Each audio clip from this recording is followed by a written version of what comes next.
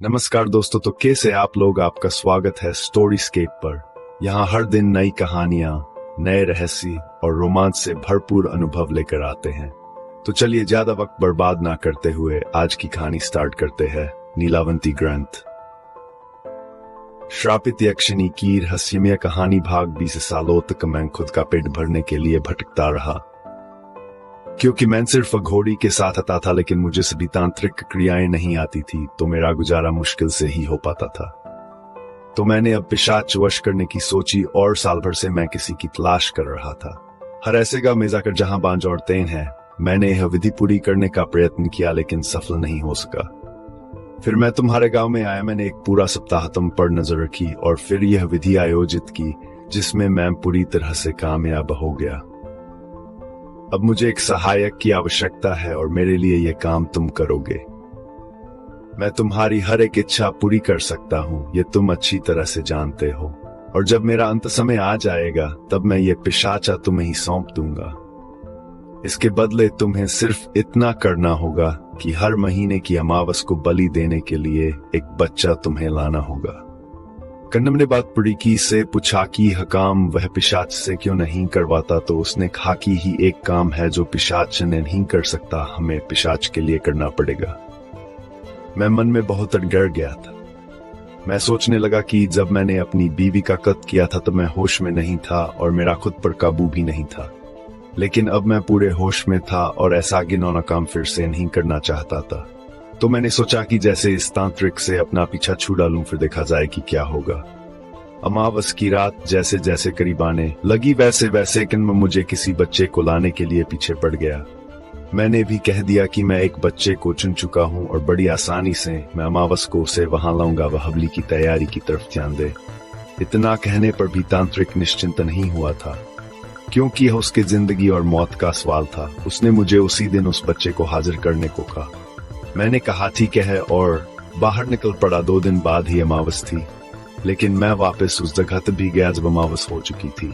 मैंने वहां जाकर देखा कि कन्नम का सिर्फ शरीर पड़ा है, जिसका सर नहीं है। तो मैं समझ गया कि अमावस को पिशाच अपनी बलि लेने के लिए आया होगा, और ना मिलने पर उसने कन्नम का सर खा लिया। कन्नम की चाह की वजह से मेरी जिंदगी बर्बाद हो चुकी थी। ना मेरा घर बचा, ना मेरा परिवार, ना ही मैं अब मेरे गांव ही वापस जा सकता था। मैंने बहुत देर तक कन्नम के शरीर के पास बैठकर सोचा कि आगे क्या करूं, लेकिन कुछ सूझ नहीं रहा था। मैंने कन्नम के घर यानी उस खंडहर की तलाशी ली। कोई कीमती चीज तो नहीं मिली, लेकिन एक मंत्रों की किताब मिल गई, जिसमें बहुत से टोटकों की जानकारी थी। मैंने वह किताब उठाई तो उसी जगह पर मुझे और एक कागज दिखा, जिस पर हाथ से कुछ लिखा हुआ था। थोड़ा सा पढ़ने पर मुझे पता चला कि वह अंजन बनाने की और इस्तेमाल करने की विधि है। मैंने वहां से एक थैला उठाया, उसमें वह किताब और वह कागज डाल दिया और चल पड़ा अपनी किस्मत की परीक्षा लेने के लिए। पास ही के पहाड़ पर मुझे एक गुफा मिल गई, जहां पर कोई आता जाता नहीं था और कोई जंगली जानवर भी नहीं थे। पास ही झरना बहता था, तो पीने के पानी की कोई समस्या नहीं थी। वहां से थोड़ी ही दूर पर एक बस्ती थी, जहां से मैं भिक्षा मांग कर लाता और दिन भर उन तोड़कों को सिद्ध करने की कोशिश करता। मैंने सबसे आसान लगने वाले तोड़के, जिसमें कोई बलि या किसी की हत्या की जरूरत ना हो, चुने, और वशीकरण, दूसरों की मन की बात जान लेना आदि तोड़के सिद्ध कर लिए। मैं अब अंजन तैयार करने के पीछे लग गया। उसके लिए बहुत सारी चीजों की आवश्यकता थी, जिन चीजों का नाम तक मैंने कभी नहीं सुना था। लेकिन मैं कभी कभार बस्ती में किसी से बात करता था, तो वह लोग कई चीजों की जानकारी दे देते थे, और मुझे उसका और एक फायदा यह हुआ कि वह लोग मुझे अब मांत्रिक कहने लगे थे। मैं भी कभी किसी का बच्चा बीमार हो जाए या किसी का जानवर, किसी की बेटी को बच्चा नहीं होता हो, उसके लिए अपने पास से तोड़के कर देता था। उनको जब उसके परिणाम अच्छे मिले तो वह मुझे और भी ज्यादा मान देने लगे। जैसे ही मेरे पास वह सब चीजें जमा हो गई जिनकी अंजन बनाने के लिए जरूरत थी, मैंने रात दिन एक करके अंजन बना ही दिया। अंजन बनाने की विधि लिखने वाले ने यह भी चेतावनी लिखी थी कि यदि अंजन ठीक से ही बना तो वह आंख में लगाने वाला हमेशा के लिए अंधा बन जाएगा।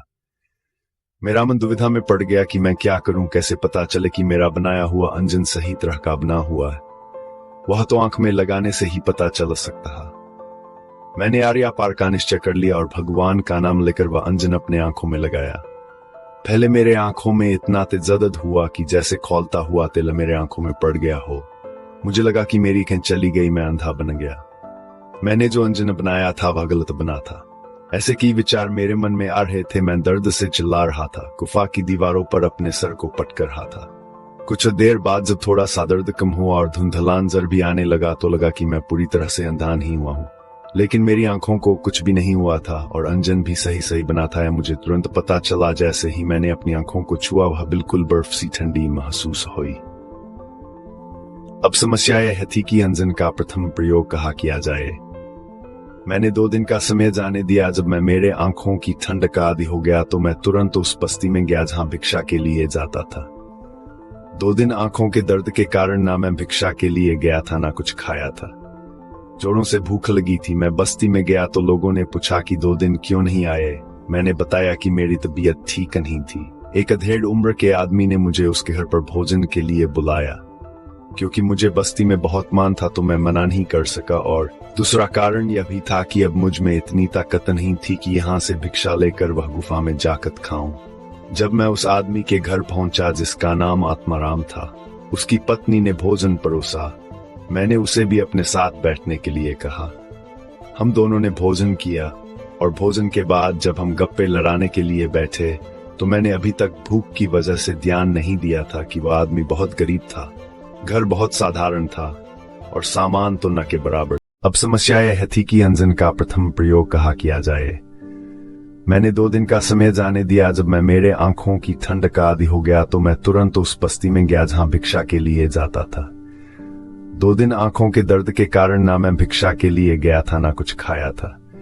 जोरों से भूख लगी थी। मैं बस्ती में गया तो लोगों ने पूछा कि 2 दिन क्यों नहीं आए। मैंने बताया कि मेरी तबीयत ठीक नहीं थी। एक अधेड़ उम्र के आदमी ने मुझे उसके घर पर भोजन के लिए बुलाया। क्योंकि मुझे बस्ती में बहुत मान था तो मैं मना नहीं कर सका, और दूसरा कारण यह भी था कि अब मुझ में इतनी ताकत नहीं थी कि यहाँ से भिक्षा लेकर वह गुफा में जाकर खाऊं। जब मैं उस आदमी के घर पहुंचा जिसका नाम आत्माराम था, उसकी पत्नी ने भोजन परोसा। मैंने उसे भी अपने साथ बैठने के लिए कहा। हम दोनों ने भोजन किया और भोजन के बाद जब हम गप्पे लड़ाने के लिए बैठे तो मैंने अभी तक भूख की वजह से ध्यान नहीं दिया था कि वह आदमी बहुत गरीब था। घर बहुत साधारण था और सामान तो न के बराबर था। मैंने उसे पूछा कि क्या हमारा गुजारा ठीक से नहीं चलता, तो उसने बताया कि उसे तब से काम करने के लिए ही लगता जब से किसी बुजुर्ग ने यह बताया कि उसके दादाजी ने बहुत सारा धन एक घड़े में बंद करके खेत में कहीं गाड़ दिया है। तो तब से वह दिन भर खेत का एक हिस्सा खोदता रहता है, इसलिए बाकी चीजों की तरफ ध्यान देने के लिए समय नहीं मिलता। उसकी बीवी ही किसी खेत पर रोजी के लिए जाती थी, जिससे जैसे तैसे उनका गुजारा चल जाता था। जैसे ही मैंने खेत में धन की बात सुनी, मुझे अंजन की परीक्षा लेने का मौका दिखा। मैंने उसे कहा कि अगर मैं उसे उस धन का सही पता दूं तो क्या मुझे वह उसमें से आधा धन देगा। तो उसने मेरी बात मान ली। उसी मैं उसे लेकर उसके खेत में गया। जैसा कि मैं अंजन के उपयोग के बारे में पढ़ा, उसके लिए हिरण के सिंग चाहिए थे, जो मैं उसमें से खेत को देखने लगा। हिरण का सिंग आंख पर लगाते ही जमीन मानो जैसे कांच की बनी हो ऐसी दिखने लगी। दूर काम के वृक्ष के नीचे मुझे कुछ चमकता दिखाई दिया। मैं आत्माराम के साथ उस वृक्ष के पास गया तो मैंने फिर से हिरण का सिंग आंखों पर लगाया और उसके जड़ की तरफ देखने लगा। मेरे आश्चर्य का ठिकाना नहीं रहा जब मैंने स्पष्ट रूप से एक पीतला का घड़ा, उसके अंदर के सोने सहित जमीन के अंदर कम से कम 3 हाथ नीचे आत्माराम को वहां खोदने के लिए कहा। क्योंकि वह 10-12 सालों से सिर्फ खोदने का ही काम कर रहा था तो उसने कुछ ही देर में 3 हाथ गहरा गड्ढा खोद डाला और घड़ा साफ तौर से दिखाई देने लगा। हम दोनों ने मिलकर वह ऊपर निकाला, जो बहुत वजनदार था। उसमें बहुत सारे सोने के सिक्के थे, जैसा कि तय हुआ था। उसने ईमानदारी से उसमें से आधे सिक्के मुझे दिए। मैंने उसे एक कपड़े में बांधकर अपनी गुफा की ओर चल पड़ा और वह अपनी घर की ओर। दूसरे दिन पूरी बस्ती में यह बात फैल गई। मेरी गुफा के चारों ओर तो मानो मिला गया था। उस दिन से मेरी जिंदगी ही बदल गई। खजाना ढूंढने वाला मांत्रिक किसी नाम से मेरी प्रसिद्धि हो गई। अब मेरे पास ज्यादातर ऐसे ही लोग आते जिनको अपने खेत या घर से गड़ा हुआ न निकालना हो। पर हर जगह धन होता ही था ऐसा नहीं है। कई जगह सिर्फ अफवाहें होती थी। फिर भी मैंने कई लोगों के घर के खजाने ढूंढने में मदद की। और उसमें से आधा हिस्सा कमाया। लेकिन अब तक की मेरी सबसे ज्यादा कमाई सिर्फ 10 सिक्कों की थी। मैंने जब तुम्हारे मुंह से तुम्हारे खानदानी खजाने के बारे सुना तो मुझे लगा यह खजाना ढूंढने में मैं तुम्हारी मदद कर सका तो मुझे जिंदगी भर कोई काम करने की जरूरत नहीं है।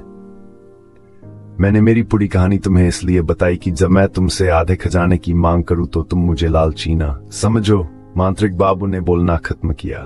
राव साहब ने कहा, है सब सुनकर मेरा आपके प्रति विश्वास और भी बढ़ गया है। मैं आपसे वादा करता हूं कि जब खजाना मिलेगा तब उसमें से आधा खजाना मैं आपको दूंगा। मांत्रिक बाबू ने फिर राव साहब से कहा कि हर खजाने की खोज की शुरुआत उसके आगे पता चलने पर ही होती है, और जैसा कि राव साहब ने बताया कि उसके पुरखों ने उनका खजाना समुद्र में डुबो दिया है, तो बाबू ने उससे पूछा कि उसे यह बात कैसे पता चली। राव साहब ने एक बही के बारे में बताया जिसमें उसके परदादा ने खजाने के बारे में लिखा था। बाबू को भी राव साहब ने वह बही दिखाई जिसमें लिखा हुआ था, थे खजाने बहुत दुनिया में लेकिन ये खजाना खोजना नहीं है। मुमकिन भर जाते कुएं, साथ ऐसी व राशि धन की देखकर वैभव सारा मिट जाती। प्यास मन की क्या कारण था पता नहीं, जो आया इसकी राह में पुश्तें कितनी चली गई। इस धनराशि की चाह में कई वीरों ने प्राण त्याज दिए धन पर्वत के शोध में, लेकिन डुबा दी गई अनंत धनराशि सागर तीर्थ की गोद में। बाबू ने उस बही में लिखी ये पंक्तियां पढ़ी तो उसे भी कुछ समझ नहीं आया। हालांकि रत्नागिरी के पास समुद्र तो था, लेकिन बाबू को यह नहीं समझ आ रहा था कि बिना किसी के जाने इतना सारा धन समुद्र में डुबाना मुमकिन नहीं है। किसी ने तो उसे देखना चाहिए था, क्योंकि अगर धन को सागर में डुबोने की बात सच है तो ये एक दिन में नहीं हो सकता था अगर इतना सारा धन था। बाबू ने भी बहुत सोचा मगर उसको इसका समाधान नहीं मिल पाया। उसने वह बही फिर से देखी तो उसे कई पन्नों पर कुछ उल्टे अक्षर जो आसानी से नजर भी नहीं आते और पढ़े भी नहीं जाते थे दिखाई दिए। उसने उस कागज को उठाकर प्रकाश की ओर पकड़ा तो कुछ अक्षर नजर आए। उसने वह अक्षर कागज पर उतार दिए, वह उल्टे दिख रहे थे, इसलिए आईने के सामने पकड़ लिए तो उसे एक नाम नजर आया, नियावंती। मांत्रिक ने जल्दी से राव साहब को बुलाया और उसे उसके बारे में बताया जो उसे अभी पता चला था। निदावंती नाम सुनकर राव साहब भी चौंक गया कि मांत्रिक बाबू और राव साहब भी महाराष्ट्र के बाकी के लोगों की तरह इस प्राचीन लोक कथा के बारे में जानते कि निदावंती नाम का एक ग्रंथ है जिससे पशु पक्षियों की भाषा समझी जा सकती है, लेकिन इसका संदर्भ इस खजाने से कैसे है समझ नहीं आ रहा था। राव साहब के हवेली पर एक नौकर काम करता जिसका नाम था मानिक। उसने उन दोनों की बातें सुनी, वही अच्छी तरह से जानता था कि उसका का मालिक वर्षों से खजाने की खोज में लगा हुआ था, तो शायद उनको अपनी जानकारी से मदद हो जाए। यह सोचकर उसने राव साहब को कहा कि वह नियावंती के बारे में कुछ जानता है। राव साहब ने बताने को कहा तो उसने बताया कि सुना है कि निरावंती में समय में पीछे जाने का भी जान लिखा हुआ है। शायद आपके पुरखे उसकी मदद से वह खजाना खोजना चाहते हो। राव साहब और मांत्रिक बाबू दोनों ही उस बात से सहमत हो गए, क्योंकि निरावंती के बारे में जितनी भी किंवदंतियां प्रचलित थी उसमें से ये भी एक थी। राव साहब ने पूछा, लेकिन मानिक ये तो बताओ ये निरावंती असल में है भी या नहीं, क्योंकि मैंने आज तक कईयों के मुंह से इसके बारे में सुना है, लेकिन मुझे एक भी इंसान ऐसा नहीं मिला जिसने पढ़ने की बात तो दूर निरावंती देखी भी हो। वह कहा है ये तो मैं नहीं जानता हाँ, लेकिन उसे खोजने के लिए कहाँ जाना पड़ेगा ये बता सकता हूं, क्योंकि मैंने जो भी सुना है उसके अनुसार महाबलेश्वर के जंगलों में बाजिंद रहता है। उसे निरावंती के बारे में जरूर पता होगा, क्योंकि वह भी जानवरों की भाषा बोलता है, मानिक ने बताया। ठीक है, तो फिर हम खुद ही बाजिंद को ढूंढेंगे और उससे निरावंती के बारे में पता लगाएंगे। इतने सालों के बाद अब जाकर कोई सुराग मिला है। खजाने के बारे में तो अब इसे ऐसे ही जाने नहीं दे सकते। मांत्रिक ने भी सहमति दर्शाई। धन्यवाद इस कहानी को देखने के लिए। अगली बार फिर से मिलेंगे एक नई कहानी के साथ। तब तक हमारे चैनल स्टोरीस्केप को सब्सक्राइब करना न भूलें और वीडियो को लाइक शेयर करें ताकि आप हमेशा हमारी नई कहानियों से जुड़े रहें।